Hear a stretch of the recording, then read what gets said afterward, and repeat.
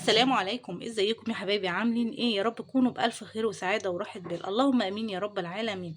اللهم صل وسلم وبارك على سيدنا محمد وعلى اله عدد كمال الله وكما يليق بكماله كما وكيف. اهلا بكم حبايبي في قناتي الاكل احلى مع ولاء. تعالوا بينا كده يا جماعة نخزن خضرة المحشي بطريقة صحيحة.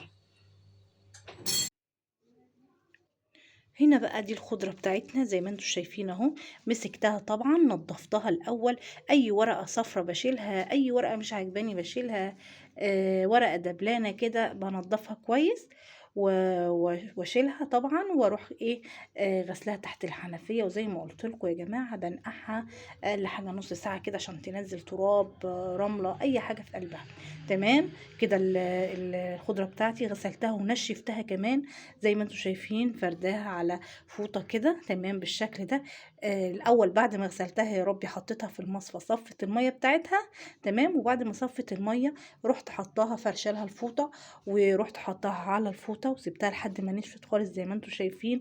ما فيهاش يا جماعة نقطة مية. وده السر ان اللي يخلي الخضرة بتاعتك خضرة وتحتفظ بالخضار بتاعها وزي ما هي، ان ما تبقاش فيها نقطة مية، تبقى ناشفة تماما ما فيهاش ميه خالص. لان الميه هي اللي بتبوظها يا جماعه، وما بتبقاش معاكي خضره، بتسود منك. فانتي احسن حاجه اغسلي، نشي فيها، تقعد على قد ما تقعد ساعتين، تقعد 3، تقعد 4.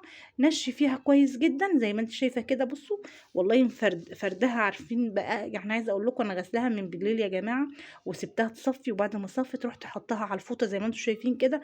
نشفت تماما ما فيهاش نقطه ميه. تمام كده. يبقى السر في تخزين الخضرة يا جماعة اني ما يبقاش فيها نقطة مية. تمام، تبقى ناشفة تماما عشان ما تسودش مني. طيب هقول لكم طريقتين اتنين يا جماعة للتخزين. الطريقة الأولانية هي مش هتقعد كتير معاكي، هتقعد من أسبوعين ل3. ايه هي؟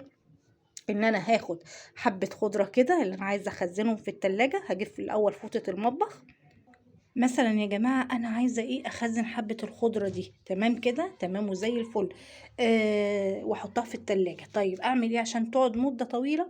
بروح حاطة جايبة الفوطة بتاعة المطبخ كده حطاها، وبحط معاها يا جماعة معلقة أهو. المعلقة ليه؟ المعلقة عشان تمتص الرطوبة. لو التلاجة جابت رطوبة على الخضرة، المعلقة دي بتمتص الرطوبة يا جماعة. تمام. وكمان لو فيها نقطة مية ولا حاجة الفوطة هتشربها، فمش هتدي فرصة ان ورقة تصفر منك او تبوظ منك او تسود. تمام. وبروح لفة الفوطة بتاعتي كويس جدا جدا كده اهو، من هنا ومن هنا، واروح لفاها حلو كده واحطها على رف التلاجة يا جماعة. دي اول طريقة. تمام كده. الطريقة التانية بقى هنعملها مع بعض. الطريقة التانية ان انا بمسك الخضرة بتاعتنا زي ما انتم شايفين بالشكل ده، وابتدي اخرطها اهو كلها. وزي ما اتفقنا مش عايزة نقطة مية يا جماعة تبقى في الخضرة عشان الخضرة بتاعتك تحتفظ بخضرها وما تسودش منك اهو بالشكل ده. اخرج بقى كل الكمية بتاعتنا زي ما انتم شايفين بالشكل ده كده اهو. هنا الخضرة خلاص خلصتها وابتديت اعبيها يا جماعة. عندك بقى علب بقى كده، علب اللي هي البلاستيك دي يا جماعة حلوة قوي برضو لو حابة تعبي فيها مفيش مشكلة اهو. شايفة اهو. ما هيش مش عندك علب، هتجيبي اكياس من اللي هي اكياس التلاجة العادية خالص يا جماعة اللي بنستخدمها للتلاجة، وبنبتدي بقى ايه نعبي فيها. تمام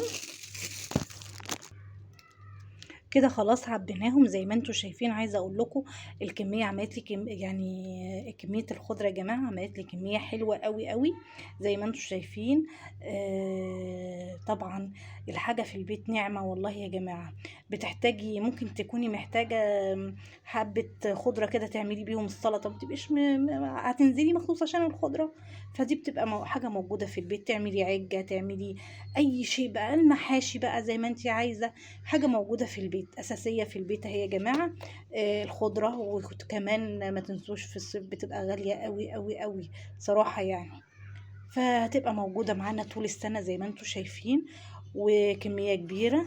وعايزة اقولك برضو نصيحة برضو، أمّا تيجي تستعملي الخضرة بتطلّعيها من الفريزر، سواء كانت في العلبة كانت في الكيس، بتاخدي الكمية اللي أنتِ عايزاها، أهم حاجة تكون هي أنتِ لسه مطلّعاها من الفريزر أهي، تاخديها تحطيها على الصلصة بتاعتِك، الرز بتاعِك، وتدخّلي العلبة تاني، يعني تكون الخضرة بتاعتِك متلّجة، مش تطلّعيها تسيبيها تفُك وبعدين تحطّي وبعدين تدخّلي، لأ كده غلط.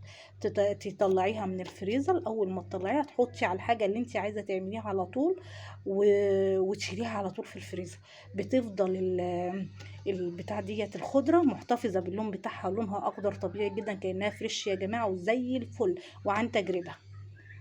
إيه رأيكم في فيديو النهارده؟ أتمنى إن أكون ضيفة يعني خفيفة على قلوبكم طبعًا، وأتمنى الفيديو بتاع النهارده يكون عجبكم، والسلام عليكم ورحمة الله وبركاته.